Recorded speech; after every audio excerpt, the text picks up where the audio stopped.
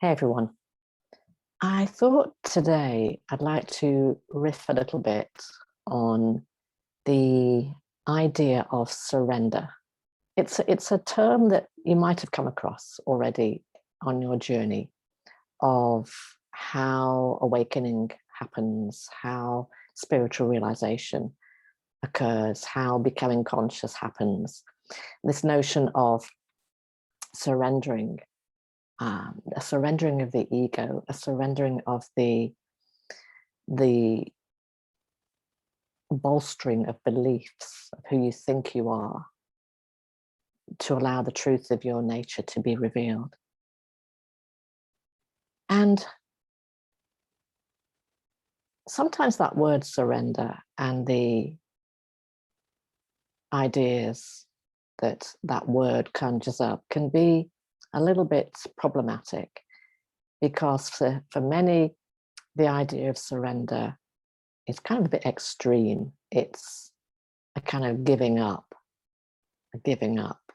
And if it's one thing the ego doesn't like to do, is to give up. The conditioning, the conscious or unconscious belief in beliefs has a great deal of tenacity built in.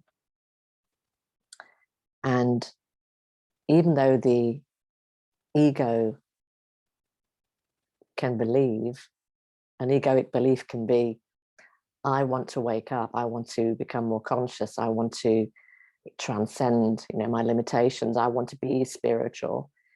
The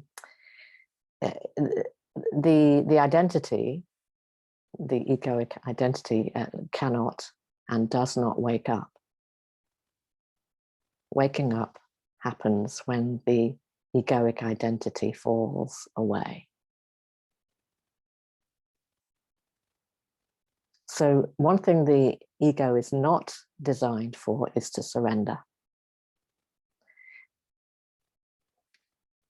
So I like to come at the word surrender points to from a slightly different angle, and that is to explore a relationship, or what I call a posture with life, an inner posture of life, of willingness, not a posture of willpower, not a posture of willfulness, which is all, I'm going to make this happen, I'm going to do it, I'm going to meditate harder, I'm going to do more spiritual practice, I'm going to try harder to be a better person. Not, I'm going to do it my way, only my way. It's a softer posture, that of willingness.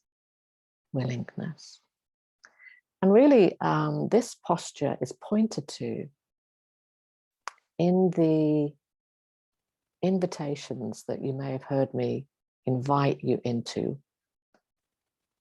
around, for instance, when there is an intensity of experience, an intense emotion, for instance, that the egoic conditioning judges as wrong, bad, undesirable. And the invitation there is to, instead of feeding the egoic belief that what is happening is wrong and bad and needs to be avoided, defended against, suppressed, gotten rid of, all of which only reinforce the egoic identity. A way of pivoting in that moment of intensity is to simply enter into a contemplation, is to turn within, is to ask the heart here symbolizing the portal to our true nature. Ask the heart, could I be okay for 1 second, feeling uncomfortable? Could I? It's not, you've got to, you must, you ought to. could I? And you're not asking the ego. You're not asking your thoughts or your beliefs. You're asking the opening that enters into your true nature. And what is our true nature but the vast infinite capacity to meet all that arises with equanimity, with love? It is a portal to that infinite presence of awareness that is the source of the very experience of intensity. It is the source. Awareness, pure consciousness, presence is not afraid of its own creations. Could I be okay feeling uncomfortable for 1 second? Inherent is to enter into a posture of willingness in that moment to align with what is happening, align with it. Not fight it, not make it wrong, not try to avoid it, suppress it, deny it, or make it go away. Aligning with it in the way the heart naturally aligns with the creation that is coming from source. Could I? It's a willingness. And the more that this posture is entered into through the simple contemplation, could I be okay feeling uncomfortable? Or could I be okay not knowing? That's another contemplation that has tremendous power. Could I be okay not knowing? Not knowing the steps to take, not knowing what's going to happen, not knowing what I'm going to say in the meeting, not knowing how this situation is going to unfold. Could I be okay not knowing? This is a beautiful pivot because, again, the egoic conditioning for most of us from very early on is that we need to know what's going to happen. It's a measure of how much we are in control of ourselves, of life, of others. If we have a plan, if we've got some kind of know the 10 steps ahead, then we're in control. And if we're in control, we're safe. The ego is always looking to be safe. It's always that the conditioned identity is always looking to be safe. Even if the actions coming from the egoic identity appear to be done for other people, volunteer work, good deeds,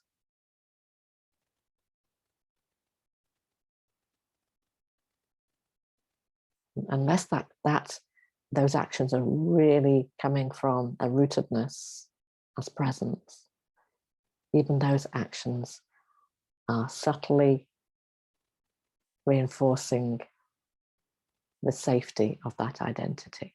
If I do this, then that makes me a good person, and then I'll be safe. The ego is always looking to be safe.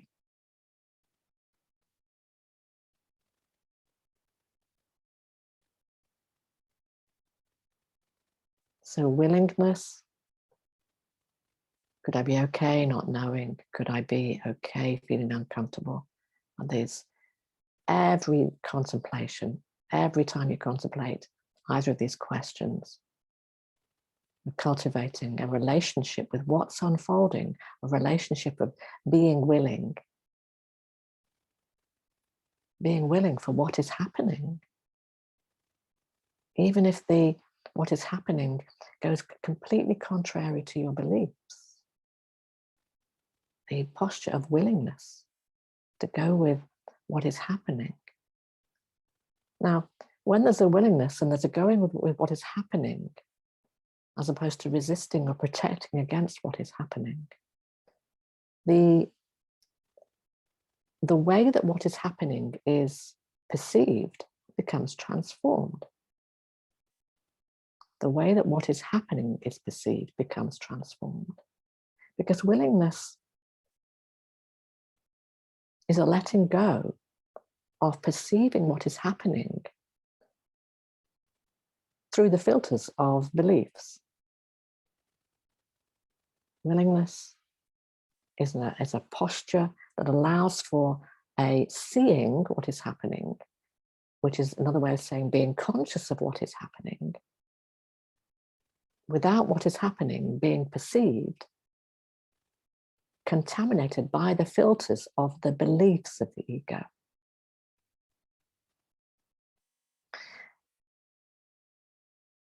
So it's a case where, from the standpoint of the identity, from the perspective of the identity, what is happening is viewed as how it looks from the perspective filtered by the beliefs.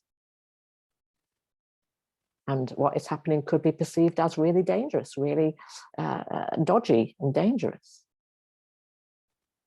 And so it will make sense for the ego to take precautionary measures and protect itself. But shift to the viewpoint of seeing with consciousness. Have a little bit of willingness in the mix, and there's a return to viewing what is happening without the filters of beliefs. And what is happening can appear completely 180 degrees different. Oh, no, what's happening is not dangerous. It's not harmful.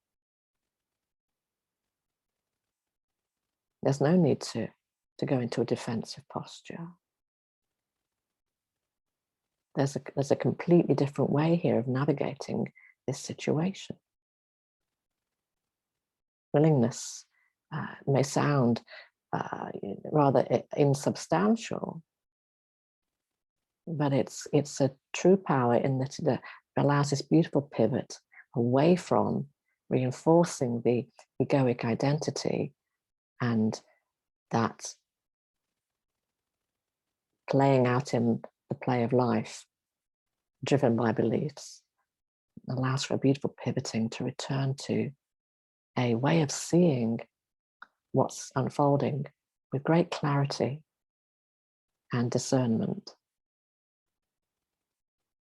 So if you get caught up anywhere in your journey with this surrender, and it's a big deal and you really have to work hard at it, I invite you to instead take some pressure off your exploration and simply contemplate, explore willingness, being willing.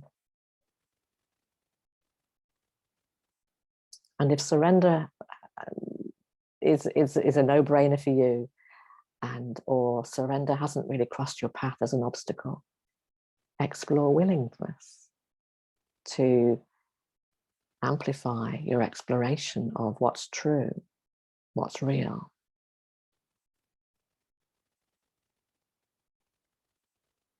See you next time.